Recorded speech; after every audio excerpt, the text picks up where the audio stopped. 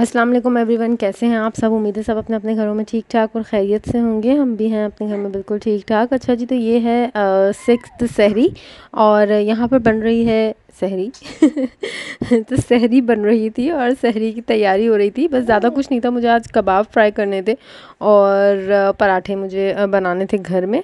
तो मैंने कहा था घर में, क्योंकि मेरा आटा थोड़ा, मैंने अपनी बेटी की रोटी के लिए मैं गूँथती हूँ, उसको बाज़ार की नहीं देती हूँ, घर में ही पका के देती हूँ। तो ज़्यादा गुन गया था, तो मैंने कहा चलो मैं घर में पराठे बना लेती हूँ, वरना फिर ज़्यादा दिन रखा रहता है तो बासी बासी सा हो जाता है।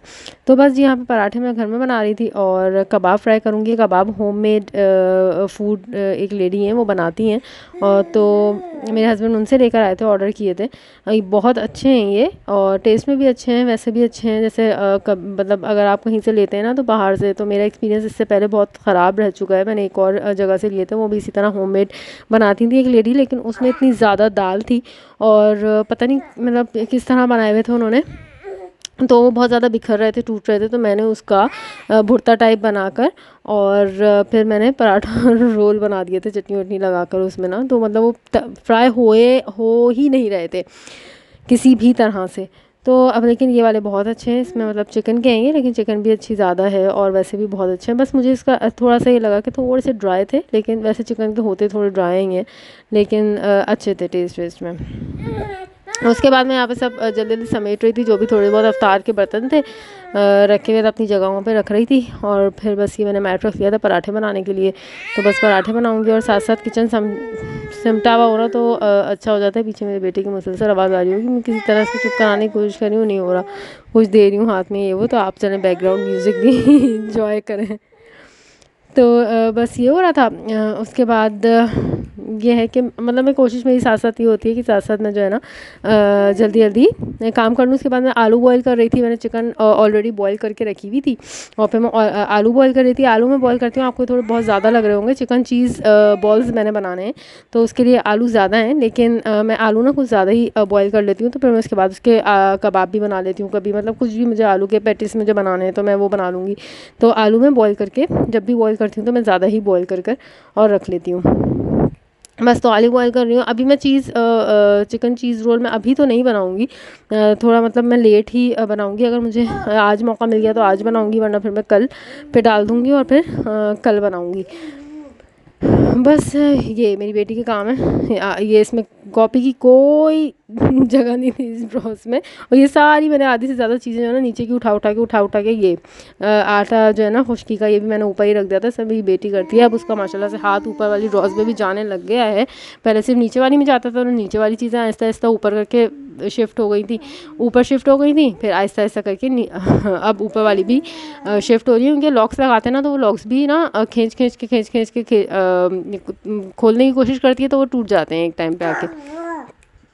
तो ये चलता है, बस बच्चों के साथ ऐसा ही होता है। बस यहाँ पर चाय भी साथ साथ बन रही थी, तो बस मैं चाय भी बना लूँगी साथ साथ।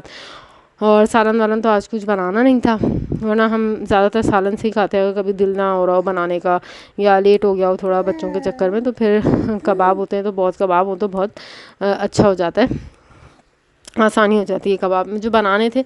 लेकिन बस मुझे टाइम नहीं मिला बनाने का, तो मेरे हस्बैंड ने कहा था चलो ट्राई करके देखते। तो उन्होंने ये शामी कबाब और ब्रेड रोल्स भी मंगवाए थे। ब्रेड रोल्स भी काफ़ी अच्छे हैं वहाँ के, जहाँ से इन्होंने मंगवाए हैं ना।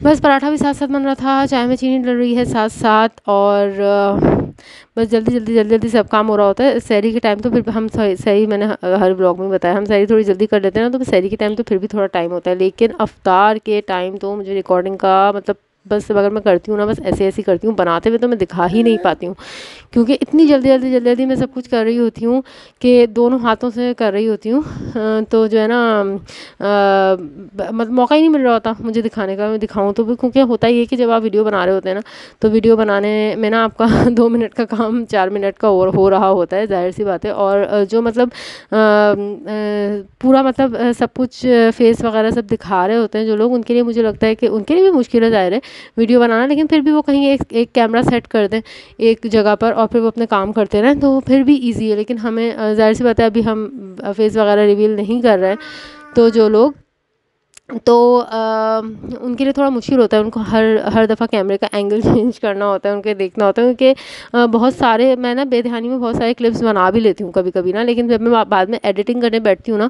तो मुझे इतने सारे क्लिप्स होते हैं जो मेरे डिलीट हो जाते हैं, और मैं ये बोलती हूँ यार, मतलब मुझे किसी मेरे दिमाग में कोई टॉपिक भी होता है कि ओहो मुझे तो आज इस टॉपिक पे बात भी करनी थी, तो अब वो मेरे पास क्लिप्स ही नहीं होते, तो मैं क्या डाल के उस पे बात करूँ। तो बस ये होता है। मुझे होता है कि अब मैं उल्टी-सीधी चीज़ें डाल दूँगी तो फिर लोग बोर हो जाएँगे। तो इस वजह से फिर मैं डालती नहीं हूँ, और व्लॉग फिर मैं रोज़-रोज़ डाल ही नहीं पाती रोज़-रोज़ ना। बस यहाँ पर फ़जर की नमाज़ का टाइम हो गया था, फ़जर की नमाज़ पढ़ेंगे, बेटी की भी जानामाज़ बिछा देती हूँ, थोड़ी इसको आदत होगी, पढ़ती तो नहीं है खैर ज़ाहिर है, लेकिन आदत होगी इसको देख-देख के।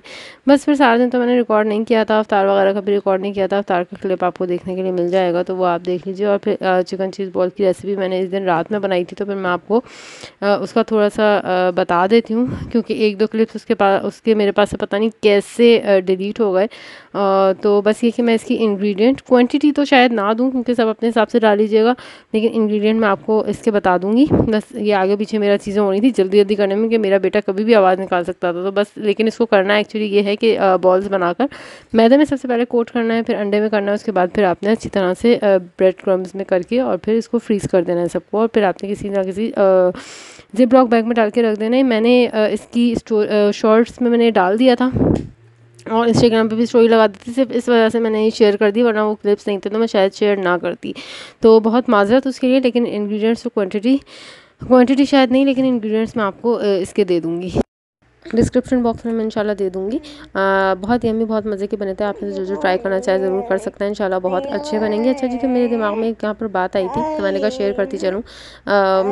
जो हमारे घर की हेल्पर्स होती हैं, हमें उनका बहुत ज़्यादा ख़्याल रखना चाहिए। वैसे तो आम दिनों में भी रखना चाहिए, लेकिन हम रमज़ान में ख़ुद रोज़े में बहुत ज़्यादा काम करके थक जाते हैं। हमारी कोशिश होती है कि हम कम से कम काम करें, जहाँ पर अपने आप के लिए आसानी पैदा कर सकते हैं करें, तो इसीलिए हमें उनके लिए भी आसानी पैदा करनी चाहिए, और हमें कोशिश करनी चाहिए कि हम उनके साथ भी रियायत बरतें। वो भी रोज़े से होती हैं, तो हमें उनके साथ भी रियायत बरतनी चाहिए, और जहाँ अगर उनकी हिम्मत ना हो रही हो कभी, तो हमें मतलब हमें रमज़ान के महीने में कम से कम उन पे काम का इतना लोड नहीं डालना चाहिए। तो बस जी, आज की वीडियो इतने ही। उम्मीद है आपको पसंद आई होगी। पसंद आई हो तो like, share and subscribe channel को करना नहीं भूलिएगा। अपने फ्रेंड्स एंड फैमिली के साथ ज़रूर शेयर कीजिएगा। मिलते हैं किसी नए व्लॉग, नए वीडियो के साथ। तब तक के लिए अपना बहुत ज़्यादा ख्याल रखिएगा। मुझे, मेरी फैमिली को अपनी दुआ में याद रखिएगा। अल्लाह हाफ़िज़।